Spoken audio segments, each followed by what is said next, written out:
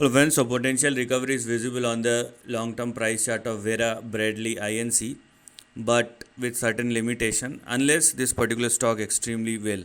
So let's analyze Vera Bradley INC, ticker symbol is VRA, and this is the overall price chart which we have. And the first thing which you have to look at, or which one should observe, is a downtrending or declining price behavior or price pattern.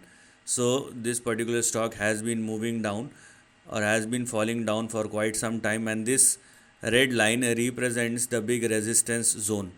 Now the reason for calling this as a recovery candidate, or the reason for expecting a potential recovery, is because if you are looking at the lower end of the range, the stock has been taking support multiple times. I mean, instead of the high volatility factor, the stock keeps on trading and sustaining above the important levels. So 3.28 is now going to be your support, and 2.91 will be your stop loss. So please do not go below these two levels, otherwise downside may resume once again. On the upside, we have 7.1 as our target or resistance. So here we are.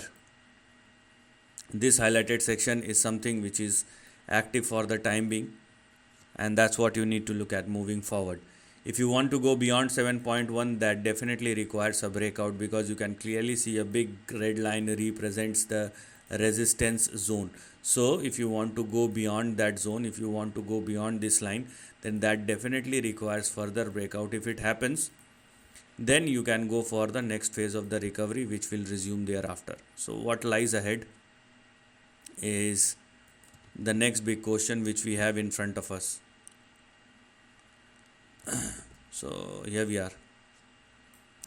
Now if you want to go beyond 7.1, as I've just said, wait for the breakout, in which case we have levels like 13, 17 and 21 to be looked at over a period of time. But at the end of the day, these kind of moves are not sustainable, and beyond 7 everything is conditional. This is the end of the video. Thanks for watching.